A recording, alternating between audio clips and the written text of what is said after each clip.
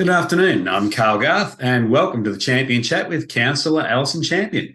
Good afternoon, Alison. How are you today? I'm fantastic, Carl. Thank you for asking. As cool as it is. How about you? Well, yes, as you say, as cool as it is, weekend might be a little better than subarctic. Yeah.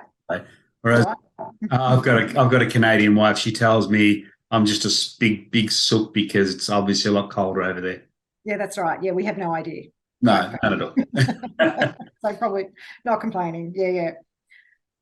Well, Alison, it's been a bit of an interesting last month across Australia. We've had the federal and state budgets, and I'm sure people have had their own opinions about them. But local council, local government, guess what? Local council budgets. Yeah, that's what we're doing today because we're up to that. It's that time of the year. Absolutely.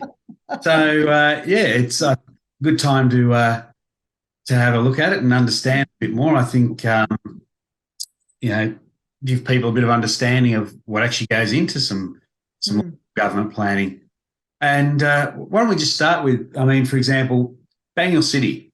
It's got a population of almost 140,000 within the city limits and an area of only 63 kilometres square. Actually, it's one of the most densely populated cities in Melbourne, especially when you consider some of the other cities around us like Dillenbeck, et cetera, much larger areas with similar sized populations though. When it does come planning for a local council budget, what are the main things that need to be considered? A variety of things. First of all, essentially, really bluntly, how big the bucket is, and also what community wants, and what we all need. We have to take into account the vision that a lot of our community were involved with a few years ago, the council vision for 10 years. And we need to take into account what's already in the budget. So what will come to council in June, actually it's May, the council meeting on the 29th of May, will present the budget, vote on that, and then community has 4 weeks, just under 4 weeks, to give us their feedback. And that's a budget for certainly 4 years. It's a 2023 to 2027 budget. Okay. So we take into account every year what's in the budget for the 4 years and then what's coming up. And some things that are coming up, we don't know yet. We haven't had them. We haven't thought of them, or the community hasn't come to us with them. So we take into account what's there and what is coming with regards to what's due for works, or what's due in the budget, and also what might come up in the next 12 months. Okay, so whilst you might do a 4-year budget, and it's more of a planning guide that can be then adjusted and be flexible enough to change as the global and national economy changes and the needs of residents changes. There does need to be that flexibility.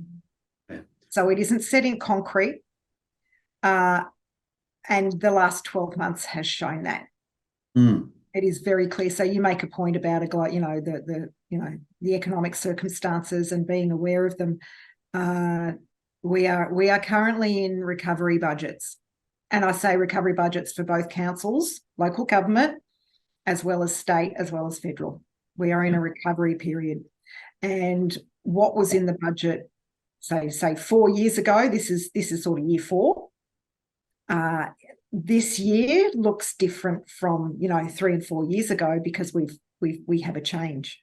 We have a significant economic change, and just really, I can tell you now that this budget going out in June for the community to look at, and that we've been working on for. We've been working on this budget intensely for since December. I'm sorry, since the community could input last December, 6 months. It looks different from 3 and 4 years ago. Right. And there is disappointment. There's cheering and there's also disappointment. So obviously with that, the 4 years ago, you would have looked at the plan, the population growth for the city that was expected to happen and probably still has happened, and what would have needed to have been strategic plans to cater for that. Have many of those strategic plans or have any of those major strategic plans been impacted with this recovery budget? Yeah. There are those that have been impacted. So there are certain budget items, and I'm going to sound really dry and bland and unemotional, but they're all lines in a budget. Okay. So we look at items, they're called items. So we look at each item. And I do mean we look at each item and we go, right, what is that? How much is that? When is that due? What's the date on that one? And can we do that this year? So, or can we do it in 2 years' time when it's set in there in 2 years' time? So we go through every single line. And this year's budget, so the one coming up for the next 12 months, 23, 24, has been scrutinised enormously by both our community members. So we have residents who are very invested for their own group of people, for their own clubs, their own community groups. They're very invested, as well as us as councillors and for our wards, as well as our officers for their work. So we look at every single line and we go, can that stay there? And as a result of the last 12 to 24 months, we are in a very different economic world from prior to then. And there are some items where we've had to say, it can't stay there now. It needs to go back 12 months. Okay. It needs to go back 24 months for whatever reason. Yeah. There are projects that have come to us in the last 12 months or the last 12 to 24 months they're perfect. They're great ideas. Yep, we can do them. Yeah, they'll go in. They're in the budget in 3 years' time. They're in year 3 or they're in year 4. And we have residents saying, hang on a minute, I want that now. I want that in this next budget. And we actually, when I say we, I mean either councillors or the officers whom they're working with actually have to say, yeah, we understand that.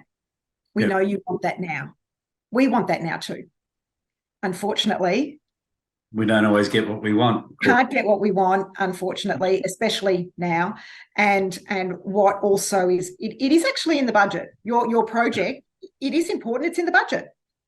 It's in year 3. Okay.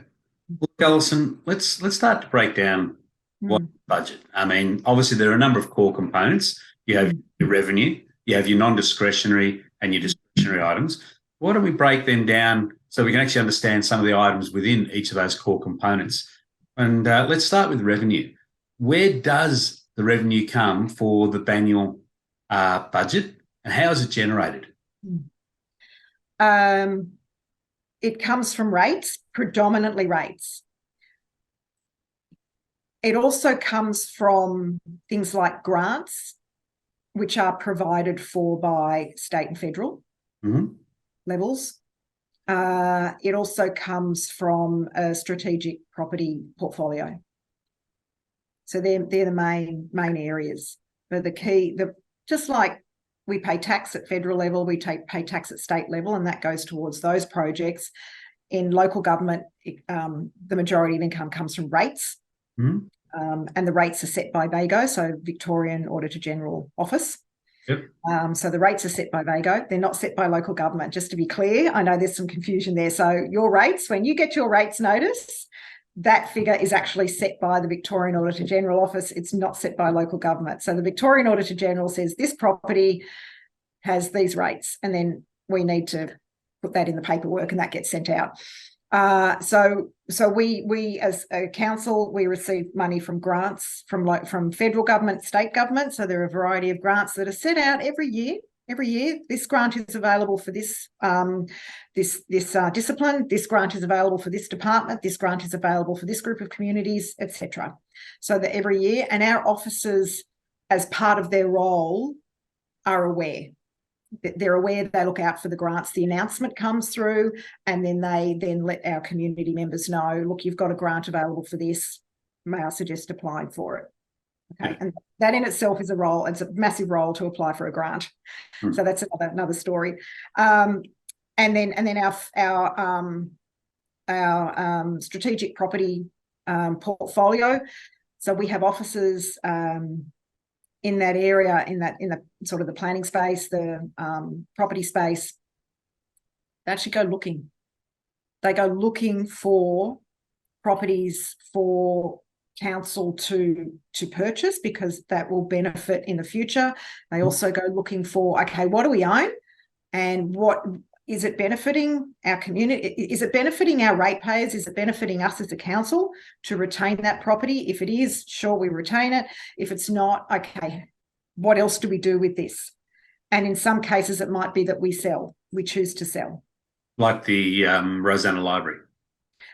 Is one of those things. Yeah, that 800 square metre block in the middle of the original library and the old Rosanna offices. That's right. That's one of those things. We have to, and if you just go and look at the minutes of council meetings, there are little pieces of land. We're actually, look, I laugh because it's kind of like what I'm doing in my own home right now. It's like, what have I got around? What have I got in my property that I can sell to make money out of and then go and spend that on something I actually really need? Yep. It's a little bit that at the moment. So if we talk about, so this week's council meeting on Monday, the 29th of May, there are a couple of items that are asking us to look at selling really small pieces of land. Okay. Yeah, so that's what we do. We look for, okay, it's small pieces of land that are no use to council at all or anybody in our community. So we look at moving them on, and that might be a private purchase. It might be a more commercial purchase. It depends who wants to buy that piece, and whom it benefits more than council. Yeah.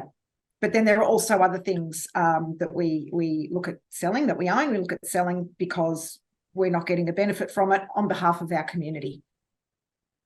Who would have thought councils as property speculators? Well, it's funny you say that, because we've actually had, every now and then, we've had the odd resident who actually tells us we should not be doing that. Oh, okay. Yeah. They've actually said, why is local government, why is a local government outlet, or why is council speculating in property? You shouldn't be doing that. You should be, looking after our roads, rates and rubbish. That's what you should be doing. The thing is, though, if we only focus on roads, rates and rubbish, there are so many other places and events that will never be held. They will never be maintained. They will never be looked after, and somebody else takes care of it, and it won't be as much fun. Well, I thought it was your version of the Futures Fund. Sure. Yeah, we do actually have a department, City Futures. There you go. There you go. Alison, one thing that I thought was interesting there when you're talking about areas of revenue, you didn't mention loans or credit facilities. Sorry, and that as well. It's just that we have seen other councils within the Melbourne area have a history of using loan facilities from banks and find themselves in a bit of trouble. Saying that in Banyule we don't actually use loan facilities, we don't borrow money. So what we do is we actually invest. So somewhere along the line, so we have bank accounts. There you go. We do have bank accounts. We do have complement accounts. We do have term deposits. But you don't borrow money to get works done. Not that I'm aware of. Yeah, they're not conversations that we're having at a councillor group level. They're an officer level. We're term deposits. Yep. When are term deposits due? How long have they been? How long has that money been in the term deposit for? When is that due to mature? And they are large amounts of money that are in that term deposit, and so we also use that interest to fund. Alison, you mentioned that state and federal, sometimes they provide grants. One, could you give us a bit of an idea of what sort of the grants that they give you are for? Mm-hmm. And do they contribute in any other way to revenue? Okay. So my understanding is that grants are it. Like I said, our officers keep an eye out for when a grant application period is open, and they will connect with our community to let them know that, you know, the grant that we're actually applying. So we actually do that work for them. We actually apply. I say we, our officers know in their departments when grants are due. Yep. It's kind of, you know, every year, every couple of years, you know, there's a grant period coming for your department and your community. So you keep an eye out for that. So our officers apply for grants on our community's behalf, and then that's used. And obviously, there are people who are watching this who apply for grants. They get it, and it's really hard work. Yep. It takes a lot of time and a lot of information gathering to put into, you know, one line or one word or one number. And so our officers do that. And if they're successful, and they're not always successful, and it is really disappointing. And it's a case of, we really want to do this project for our community. Yalambee Park springs to mind. We want to do this for our community. There is an opportunity to apply for a grant through the state government, and we're applying for it, and we get the knockback, if that's the right expression. We get, you know, I'm sorry you weren't successful. And it's really disappointing. And Yalambee Park is one example of a council-owned property. Yep. It's our responsibility, and it is so run down. It is so antiquated. You know, the toilets are not connected to the change room building. It's just so antiquated, and it desperately needs, you know, a knockdown, a rebuild. Yep. And twice now, council officers have applied for a grant to put towards the funding for that, and twice they've been rejected. Other grants are things like the federal government supplies Roads to Recovery program grants. Right. So I know that our officers, our assets team, they've applied for that grant, and that was at least 2 years ago, that grant. And look, they were successful for Rangeview Road. Rangeview Road in Lower Plenty it's actually a private road. It was deemed a private road. And so the asphalt was just slapped down, along with a lot of other parts of Lower Plenty. But the asphalt was just slapped down many, many, many decades ago. And our officers applied for a Roads to Recovery grant. Right. Federal government. And so that is used to rebuild, reconstruct, make safe Rangeview Road. Okay. There are a couple of examples that's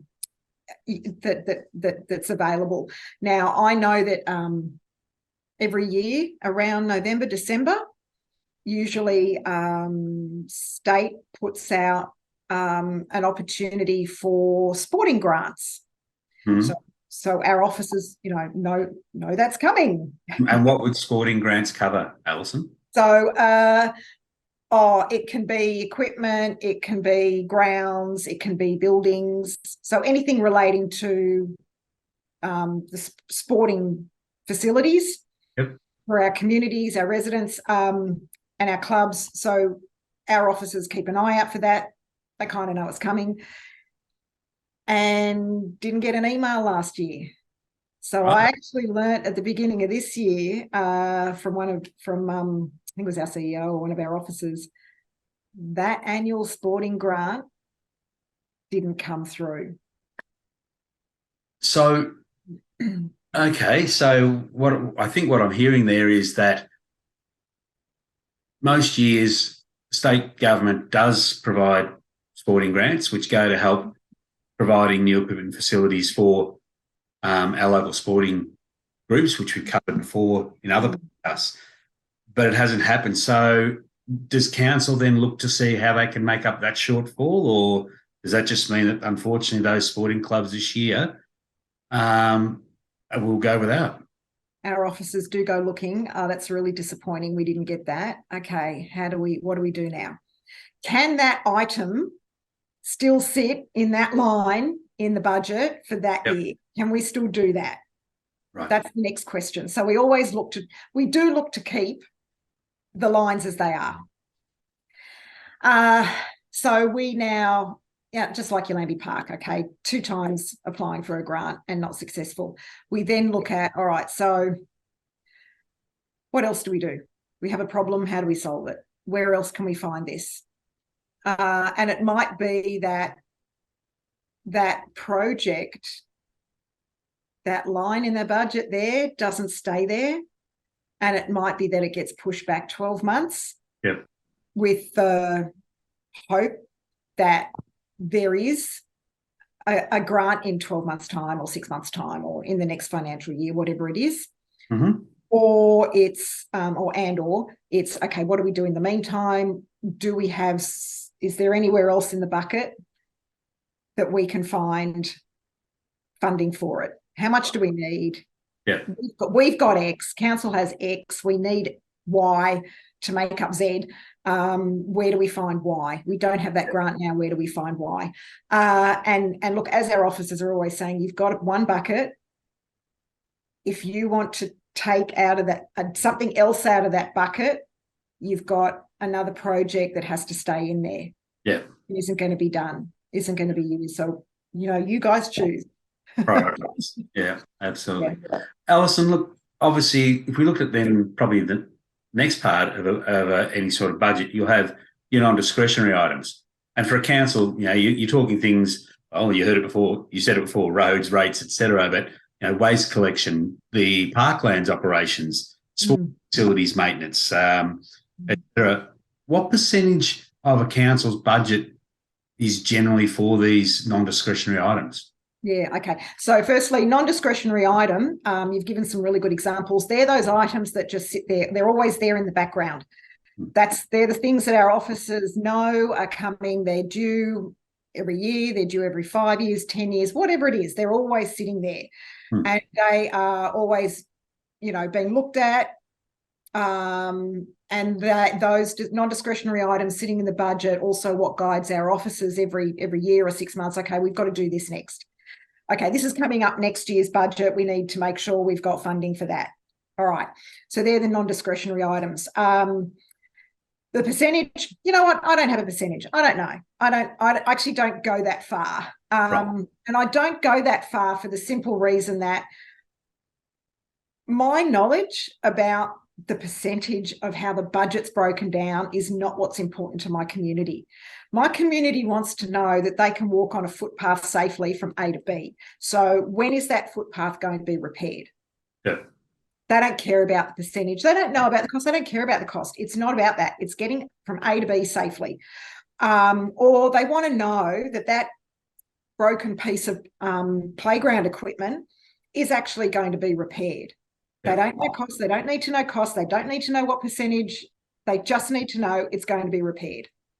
So coming back to some of the major items, some of the items that we have. Look, I'll give you a really good example. Sitting a couple of months ago, we were looking again through the lines in the budget, and obviously we look at our own wards first. So I'm looking for Sherborne wards things, and I came across quite a few road repairs, road resurfacing, and we're given, so there's road resurfacing, and we've got on this road between this intersection and this intersection. Okay. And so my mind goes to that, and I'll go, okay, yeah, it is pretty, yeah, it needs repairing.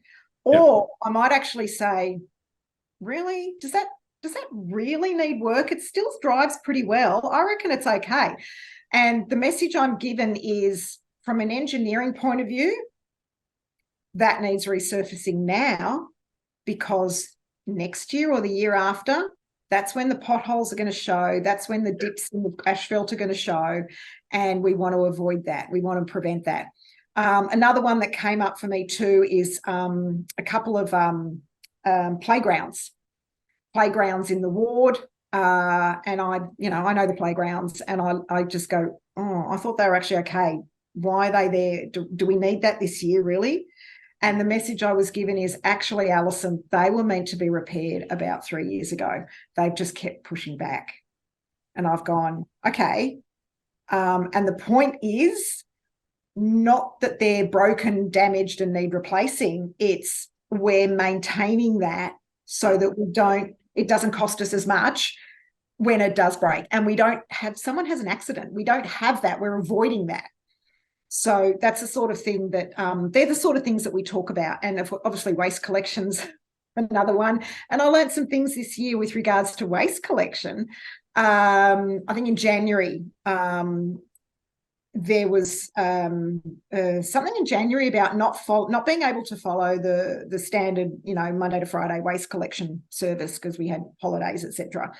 And I learned that, our officers are so dedicated in that space that they would question, well, how are we going to make sure that our residents have their bins collected? And then fill up their bins too much, it's going to be overflowing and uncomfortable for them. How do we make sure that we can clear their bins? What are we doing? Can we do a second round, or can we make sure that we go and work on the Sunday, or whatever it is? Our officers are really dedicated to making sure that the systems that they're working in keep working, keep functioning, so that we live safely and well. Well, and look, I think we've seen in the last 12 months too, your officers and your council initiatives to try and lower the cost of non-discretionary items, for example, FOGO. Now, there was a discretionary component in rolling out that project. The main aim of it was to lower the overall cost of waste collection as it started to go through the roof. Any other, activities that are currently underway you're looking to reduce non-discretionary costs in? Okay, so I mentioned some of the pushback, some of the items actually going back a year, 2 years, 3 years, etc. And that's across the board. Just trying to think what else are we doing? Things like we have annual events. Yep. Or as I like to call them, parties. So we have annual events and they still go in the calendar. All right. So last month, our last podcast, we interviewed LGBTIQA plus community members. And because in May we acknowledge the gender and sexually diverse community members. And so we continue to hold Ida Hobbit. Ida Hobbit is held. We hold that. Yeah. Now, June, this month is Pride Month. We, in Sherbourne, our Queer Street event would normally be held in February as part of the Midsummer Festival because of the Weir Street project. Sorry about that. Wasn't quite completed. It is in June. It's well and truly done by June. So we're holding the event in June and we're coinciding it with Pride Month. So it just shifted down the financial year. It just shifted down the financial year and the calendar year. It's going ahead. Reconciliation. So now May is also Reconciliation Month coming into June. So Reconciliation Week is, as we're recording, is actually this week. It's the last week of May. And there are events. So we have a breakfast on Tuesday the 28th. 30th, Tuesday the 30th. So there's a reconciliation breakfast. 29th, Friday the 29th is Friday the 26th of May, is Sorry Day, National Sorry Day. So there's an event for that. So there are certain activities that will continue. We're not holding them. What else? One thing for the library, so councils connect with the Yarra Plainly Regional Library, holding, National Simultaneous Story Time. And that was held on Wednesday, the 24th of May, and Councillor Tom and I read stories. So at 11 o'clock, certainly across Australia, so I know it's not 11 o'clock everywhere at the same time across Australia, and where we've got time different lines, but at that time in libraries, preschools, homes, a variety of places, that's held. That's just held. There's no, we're not doing national simultaneous story time. It's just going ahead. Yeah. And people like Councillor Tom and I, we volunteer our time as part of our roles to read to preschoolers. And there's a book that's chosen every year, and we read this book to the preschoolers, and there are activities around that. Colouring in activities or painting activities, that kind of thing, or social activities for the kids, for the 3 and 4 year olds. And babies, they're actually babies. So there's baby story time as well. So that's just held. That's just in the calendar. You take out some of these events and there will be a lot of angst. Yeah. So they're allocated. They're automatically allocated, regardless of the amount. They're automatically allocated. There may be, so we're in a recovering economy now, which is a really polite, diplomatic way of saying, look, there's no extra money. So we're in a recovering economy now. This is a recovery budget. Yeah. We're all, federal, state, local, we're all managing recovery budgets this year and for the next few years. It may be that there's an item there or an activity there that won't be as big as it was last year or, 3 years ago. Yeah. This won't be as big. There won't be as many parts to it, but we will still hold it and we will still acknowledge. Okay. Yeah. Alison, well, let's go to the discretionary, because obviously there's quite a lot there in non-discretionary. And my understanding of discretionary there too is that this is where we start to look at the items or initiatives that are actually raised by residents, where residents are putting in applications for certain things. Is that all that the discretionary covers, or what else does it cover? Oh, it covers some things that we come up with. So we'll go, we would like this. We want to do this. This will be better because whatever. It might be safety. It might be access. It might be, a social event, whatever. So with the discretionary items, they're either the items that we vote on at council, or they might be might come through as notices of motion or petitions. Sometimes that happens, or they're items that we vote on, or they're items that we can just have a conversation about and include somewhere in the budget. So they're not necessarily ongoing. They're just sort of a one-off or a two-off kind of thing. All right. How do residents get an initiative on the in that part of the budget then? They can get in touch with us directly. All right. Yeah. So if they're new to the whole thing, so we often find, every few years we have a new sport pub president. All right. So they're new to the role. They are volunteers. And they choose to volunteer in this role because they love the club, they love the community, they want to put their footprint on something, they believe in the sport, they believe in something. So they put their hand up. And they then, the easiest thing is they'll either be connected with an officer through the previous president. So there'll be some kind of handover of leadership team, and they'll be put forward to, be introduced to one of our officers. All right. Or they may get in touch with the local councillor. So either way, they'll be connected with council. And sometimes, you know what? We're out and about. Councillors are out and about. If they're doing their role, performing their role effectively and well, they're out and about. Now, I happen to catch up with one of our very active Monty Football Netball Club members. Mm-hmm. Very active member. Happened to see him in Montmorency Bakehouse 2 weeks ago. We were both buying bread. And he just said to me, the lighting's great. Love the lighting. It's now actually focusing down on the oval. It's awesome. Thank you very much. Oh, there you go. There's one of those items that sometimes we apply for grants for. There you go. So we've got new lighting at the sporting club. Was told, met this particular very active member at the club, had a chat about that. He also happens to work for a different council, so he knows the processes and how to connect with them, with us. But another way to look, if you are very new to your leadership role in whatever community group you're involved with, you can easily get in touch with us, give us a call, give us an email and go, hey, Alison, hey, councillor, we've noticed this about the space in which we meet.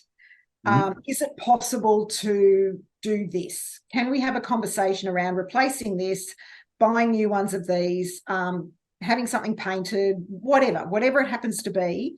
If it's a council building or council owned space, you can always get in touch with us and go, here you go, this is what we would like if it's possible, please.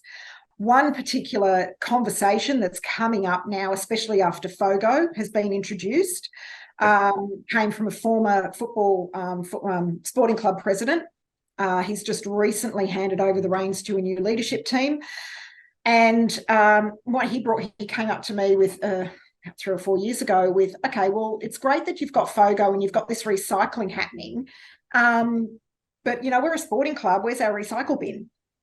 Now, that's a conversation that's still going because we focused on residential. Now we need to focus on public spaces like sporting clubs, sporting grounds. That's their council-owned buildings. We need to focus on recycling bin, landfill bin, and don't know if we go down as far as a FOGO bin, but it'd be great. From my point of view, it's my argument always is, as a resident who loves FOGO and has compost bins and grew up with that and believes in that, every single space that uses a bin collection should have those 3 bins as well, not just our home.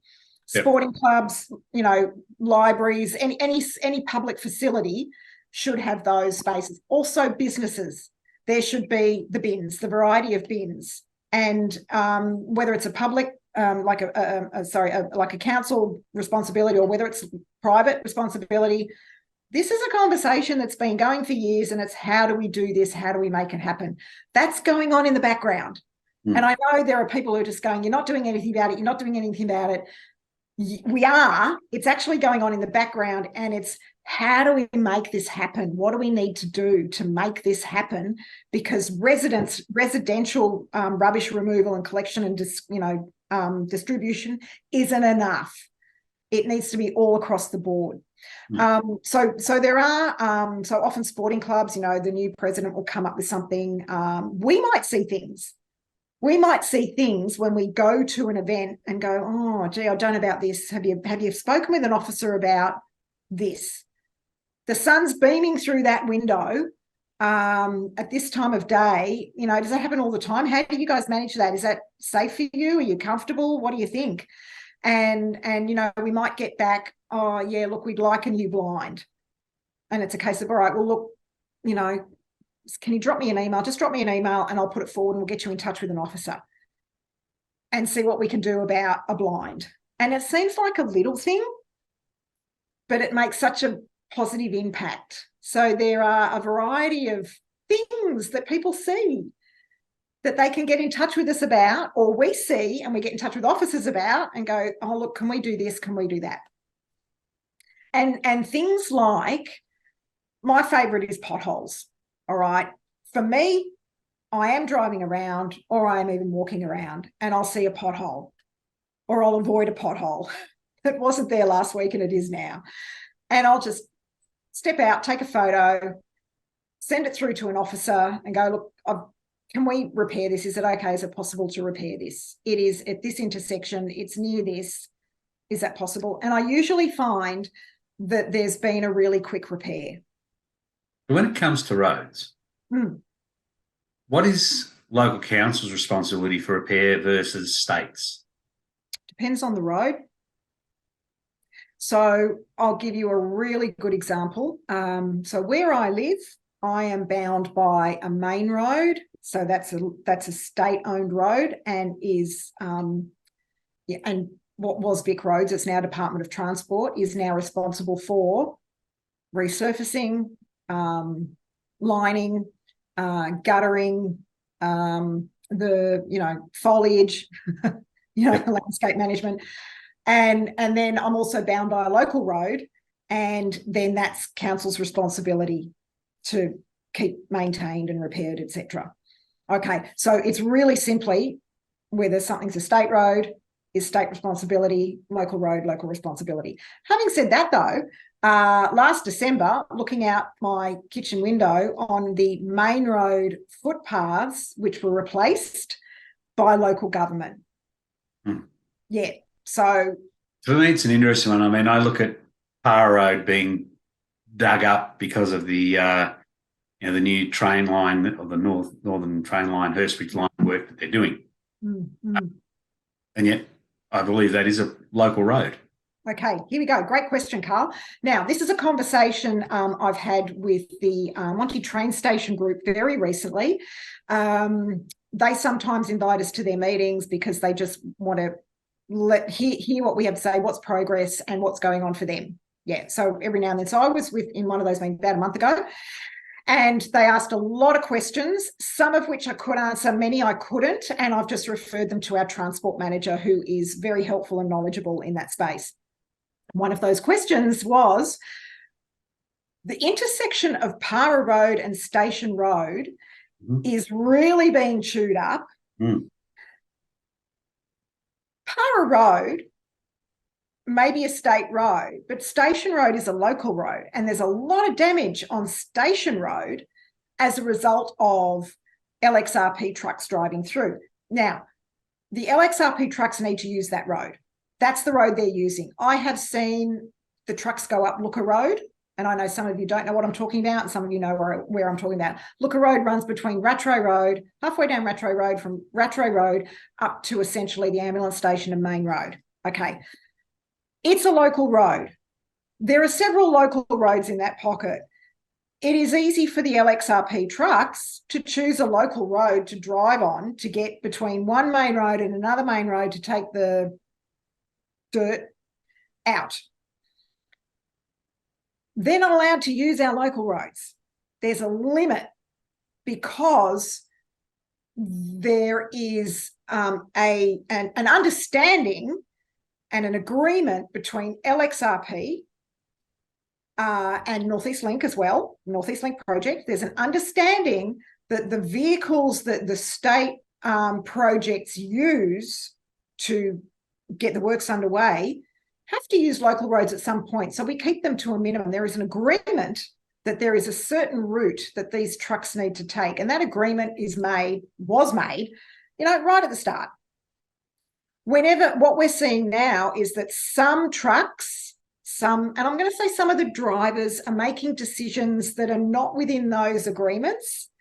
And if you're like me and you happen to be driving behind one of those trucks, you're taking a photo and you're sending it through to our transport manager and you're saying, saw this today, I'm pretty sure it's not right. Can you please instruct them to not and to stick to the roads? So that local government, in communication with state government and in agreement, there is only really very few local roads that the state are being expected to repair after the works. So those residents and those people who use Station Road Montmorency and Mayona Road Montmorency, they're local roads. But while there's a state government project going on, in the case of completely rebuilding Montmorency train station, completely rebuilding Greensborough train station as well, the state project actually takes up not just the Vic Track land, it also takes up the roads on either side and the back of the curb of those roads on either side. So whatever, I'm going to say, damage or modification is being done to those roads, the state is responsible, LXRP in this case, or Northeast Link, is responsible for repairing those roads back to how they were prior to the works being started. Right. So at the moment, you drive along the Station Road, you drive along Mayona Road, and it's bumpy. It's just become bumpy over the last couple of years. It's bumpy, and you've got the fences and everything else. Road, yeah, absolutely. Yeah, okay, so that's an agreement between state and local levels. That's an agreement. Not unusual, pretty standard. All right. What's missing is the communication with the residents. So, we've got to get that That's got to be given to our residents. So that's where you look at the local roads and go, well, hang on a minute, are my rates going towards repairing that? No, it's actually part of the agreement of the project is state government, and LXRP in this case repairs those roads as part of the project. Okay. Mm-hmm.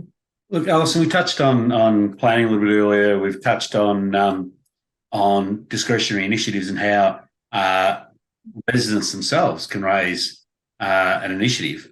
What are the key dates and milestones for the people who want to submit an initiative would need to be aware of?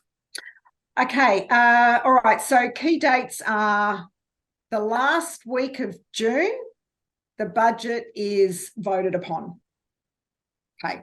So this year, 2023, it is the 26th of June. Monday, the 26th of June, council votes on the budget.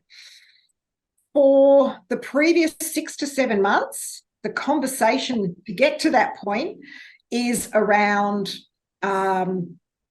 community offering us input, community in conversation with us privately or at a meeting, council meeting, or in an email or with our officers, ongoing conversations about what they want done in their spaces and what they'd like to see done in their spaces, and when that goes into the 4 years. All right.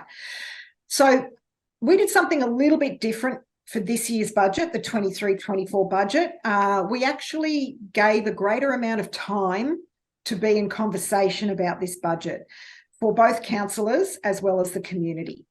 So at the end of last year, November, December last year, there were a couple of community consultations which kick-started the 23-24 budget. And there was I think it was online and in person. So you could attend either of those. And I do know that one of my community leaders, one of our sporting club leaders, very invested in the club. He's passionate about the club and what it brings to the community and what it's for in the community.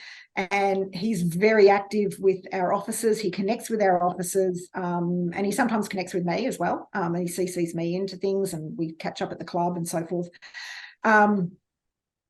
He attended, and he's been pushing for a certain facility at the club, and along with other things that are being done for the club. It's because those leaders are so vocal, the club features highly in our minds. And they work. They don't just keep asking us for handouts. It's not that. They work for the club to raise funds, and they work to connect with council, and they're in communication with us. So he attended, and he wanted a certain item to continue to be in this year's budget, the 23-24, because they've been asking for it for a good 2-3 years. Okay. It's an item that's been pushed back 12 months. Okay. Really disappointed. All right. They're really disappointed. All right. But he's been involved for many years, and now he was one of the people in our consultation last December it was. Okay. So normally, previous to that, we had conversations in about the April. So in April, as a community member, if you want to see the draft budget and you want something put in, you could have a consultation. There was a consultation in April. What we've done is we've pushed that back to the end of the previous year in the December, so that we've got information 4 months earlier, 4 months more worth of conversation. So what I'm hearing is, if I want to put a submission in, I really should be contacting an officer and trying to have my submission at least completed so that it can be included 6 months prior, so in that November, December period. Correct. Yep, correct. Yep. And you can contact us at any time. Sure. Anytime. But if I want to make that budget, it's going to be put on in June. My chance is to make sure I've got all my ducks in a row, and things worked out to the best of our ability by that November, December period. So April or May, when you're really starting to start your prioritisation work, but there's enough information about my initiative for you to deem whether it's should go forward. Yeah, correct. So that, see, what we do is, and then in the last sort of like the last week of December, we get a little gift from our officers. And it looks like this. This is the gift we get in December. Looks like this. Got a spreadsheet. We get a very big spreadsheet. We get big spreadsheets. Now, my challenge is that I've got to read it, and I'm challenged by spreadsheets. So the way I get around this is I just look for my ward. I go, Sherborne, yeah, what's going on in Sherborne? So I've got two things here. Now, this initiatives program, there we go, Capital Works Initiatives Program 23-27. So that's going to be that's available beginning of June for community to look at and get back to us. There we go. Got some figures there. There you go. Looks like that. Lots of spreadsheets. So that comes to us. Something that looks like that. There we go. Year 2. There you go. So something that looks like that comes to us in December, end of December. And that's our holiday reading. I think we deliver it to you with a little bow around it. Yeah, we don't get the bow though, unfortunately. So here you go. This is what. There we go. And we start here, year 1. There you go. So when I talk about lines in the budget, they're in lines. Yeah. And we look at the line. Okay. So we get that in December. So with the community coming through, earlier December or into November, coming through, giving us their feedback, we've got that as well in that now, as well as what's in previous years. And that comes to us. We read that over the holidays. And we look at it and we go, okay, yep, that's there. Okay, great, that's there. Yeah, good, that's there. And then we go, where's that? Okay, that's missing. We were talking about this. Where'd that go? That's not in any of the 4 years. Why isn't that in any of the 4 years? What are we doing? So we'll make a note. Okay. What happened to this project? Where is it? What are we doing? All right. And then, you know what? Then we meet up beginning of February, I think it is. So we come back as a councillor group after Australia Day. So it might be right at the end of January or beginning of February. We come back as a councillor group and we look at that and we talk about it. And, has someone else come up in January? Did someone send us an email about some help they need? Or this is something good to add to the budget? Or they'll look at this, or they'll we'll know that, they're expecting some works to be done. Yep. And they'll go, I thought these works were happening in the holidays. What's happening with that now? We're at the end of the holidays. We haven't seen any works. What's going on now? And a really good example of that is the intersection of Mayona Road and Mountain View Road in Montmorency.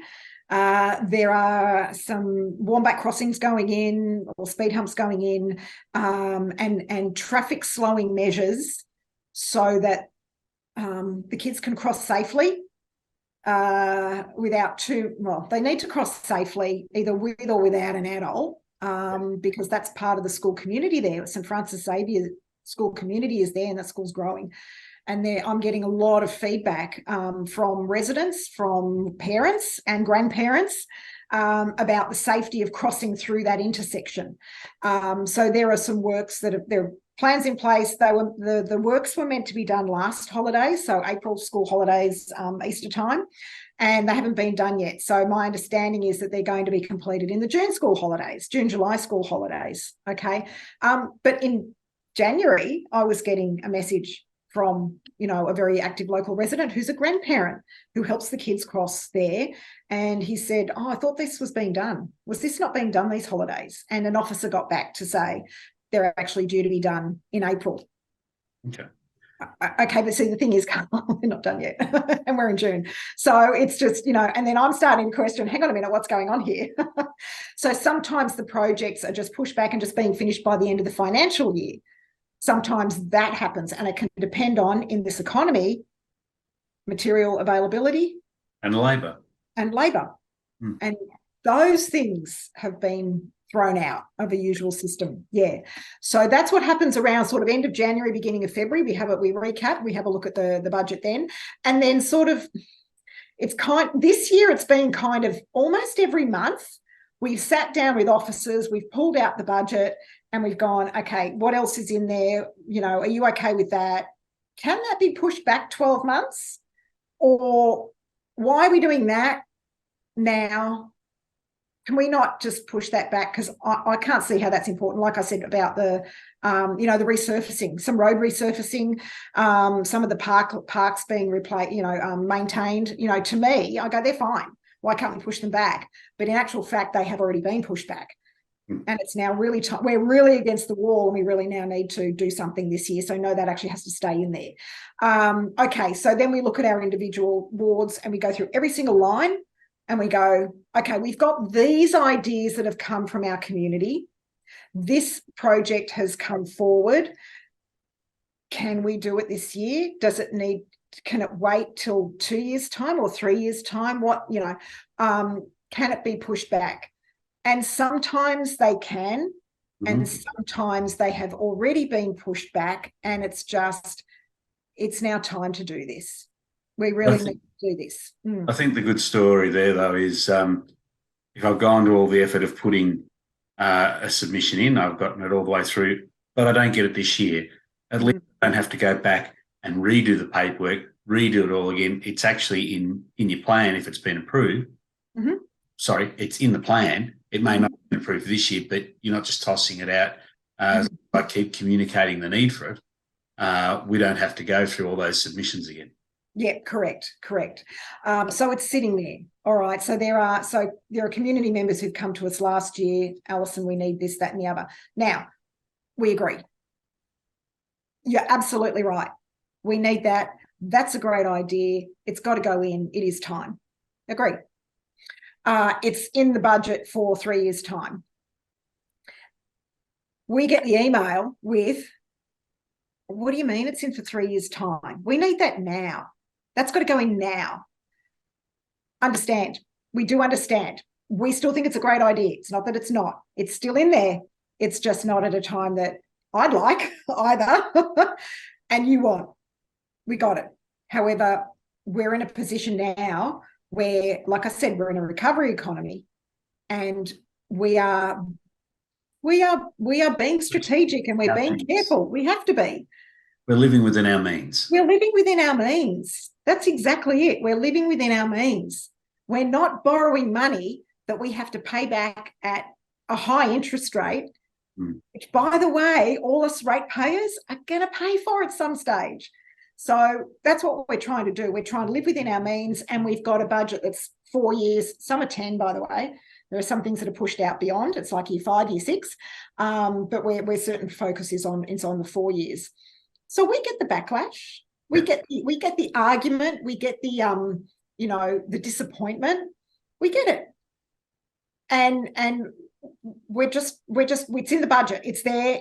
We've done the work. You've done your work. We've done our work. It's there. It's not moving, and it's my responsibility as a counsellor to watch that. So I've got to go make sure all of those items are there. That's what I do as a responsibility. Now, if something's missing and we know it was in last year, it's not in this year, it's not showing up. Why isn't it showing up? And we sometimes just say to the officers, why did you take that out? What are you doing? I just hoping you wouldn't notice it. And that's it. And it's like, that's a conversation we sometimes have.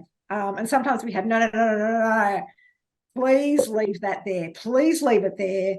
It's been going for 5 years. It is now time to do something. We have to keep that there, please. Maybe this item can come back a year. Let's put that back a year, maybe. All right. What about we do that? So these are our negotiations that we're having at the moment, this year especially. And it's been kind of almost every month since the end of January that we've been sitting down with our officers, going through line by line, what are our additional projects that have come up in the last few months that came out of the consultation maybe, or that people have come up with. Those items, can they fit into this budget? Do they need to go back into 2 years' time, 3 years' time, 4 years' time? How, you know, we really have to negotiate not only with officers, but also each other. Yeah. Okay, we each have our own pet things. Okay, my pet thing I introduced in 2009. All right, it's the start. It was the start of the project works around Montmorency South Primary School, and all I wanted to do was cross the road safely. Okay, it became a bigger project. It's finally completed in March last year. It was finally completed in March 2022, and I came to council in 2009 with the first part of it as a resident. Just as well, you're resilient. And your patience and resilience are really key for really good mental health and final results. You've got to be a counsellor. Yeah, if you're a counsellor, you've got to be patient. Anything else than that will make you'll get upset, you'll make yourself sick, you'll be really ineffective. So you've got to be patient. So that was my pet project. Yep. Okay, it was finally completed, and it took years to do, and I just sat it out. And I did whatever I needed to do with whomever I needed to do it to make sure it got done. And by the way, for some residents, it's still not quite finished. All right. So I got an email the other day from one of my lovely local residents who's very active and just said, "Oh, Alison, are we doing a pedestrian crossing there as well? Is that going in too?" And I'm thinking, yeah, we were going to do that too, weren't we? Yep. All right. That's got to go in. It's ongoing. Things are ongoing. Councillor Rick has his pet projects. You know, Councillor Alita has a lot of pet projects. Councillor Fiona just really wants Yallambee Park to be really, you know, a much nicer place to change. Go to the bathroom, change, and have a social event. You know, that's her thing. We've each got our own pet things, and we each want to see those pet things created, and they're for the benefit of the community. We just have become a little bit attached to them because we're human. And we're living at home and working at home, and that's what we choose. Yeah, but everyone is welcome to let us know what they want to see to make their home better. And we're easily accessible. Yeah, we're easily accessible. Yeah. So we've actually invested a lot of time in this project, this budget. Really, honestly, we're relieved we're now at this point, regardless of the time, but we're now relieved we're at this point where it is going to the community. We've had a lot of conversations with our officers over this. Like I said, I think we've sat down once a month.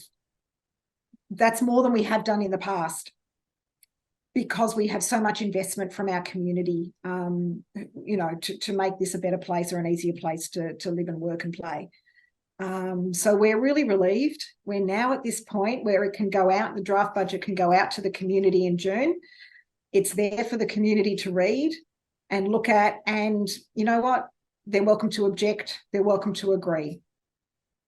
And there's always a reason for why the budget looks like it does this year. Yeah. Well, as you say, there's only so much you can do. There's only so much we can do, and without borrowing. Yeah, and I pay back. Yeah, that's a really important thing too. We've got to, you know, I don't think anyone wants to have their rates increased 25% because the local council went and borrowed a couple of $1 million to get a, you know, whatever it might be. Yeah. I think we're all struggling with enough pain at the moment. Oh, absolutely. And then, of course, we've just had the announcement that, you know, our utility bills are going to go up about, was it 25% or something? Right.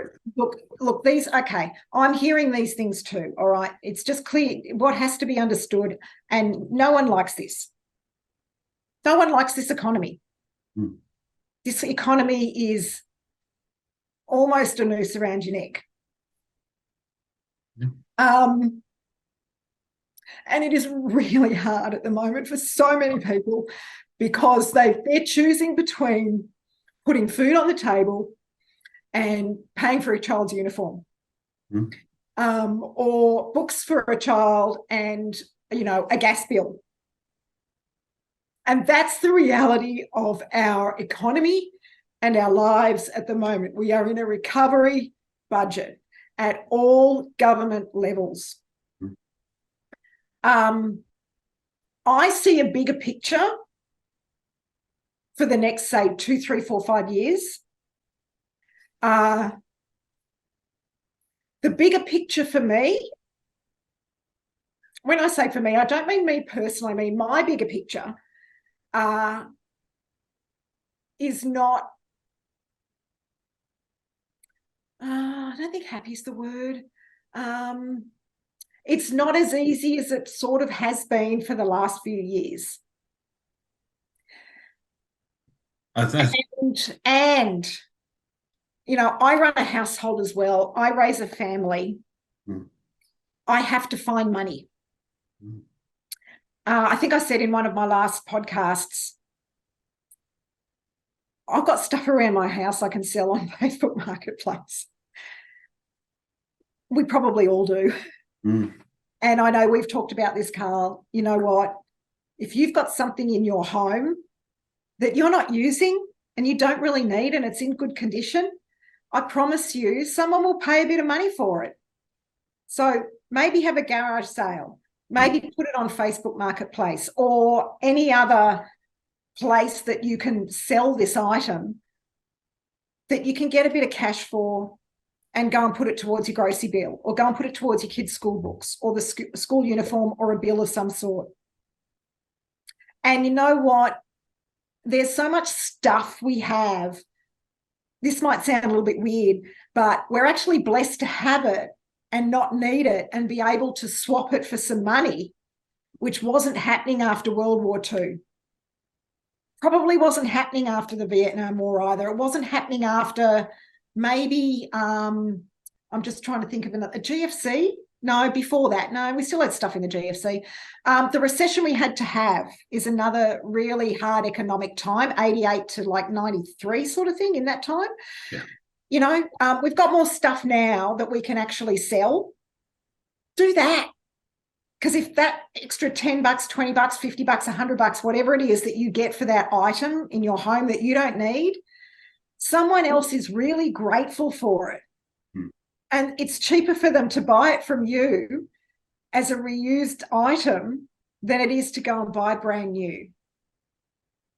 So this is an economy that I'm actually seeing is going to be more popular over the next 2 to 3 years, just for survival, just to survive, just to keep enough food on the table, to keep your kids in a school uniform, to keep you paying your bills so you're warm enough or cool enough, whichever. It's that. That's what's going to be happening. I've spoken with a few people lately and they're saying cash is king. How are you going to get cash? Get cash, use cash. Yeah. We're back to the 1950s and prior to that. Cash is king. Now, that's not, and the other thing too, this is another topic of altogether, you know, we're talking about surveillance. There's anxiety around surveillance. No one's surveying you if you're using cash. I don't know where your money's going. Careful there, and you'll start. You might actually stop this recording before. I'm just thinking of all those.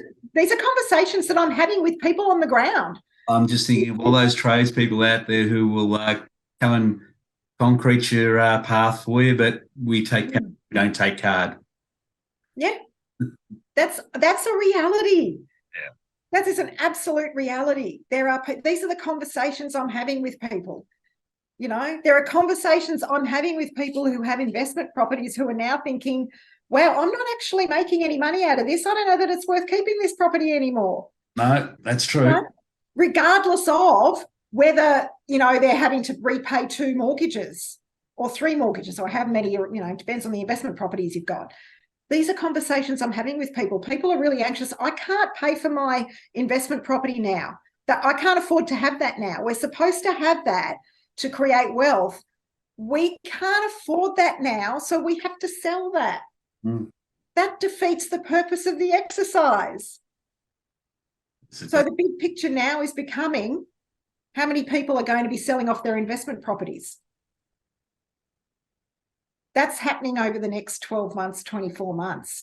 And then we're going to come back down to people will mostly own their own home, which is, you know, a fundamental in itself in our economy. So they'll have to rebuild. And there's a whole lot of other things I can say about that I'm having conversations with people about. but I won't go in. That's a different podcast for another day. I think that is a different podcast. I think we've covered the local city budget, which is great. And I think as you say, we might move on to the economy and other things another time.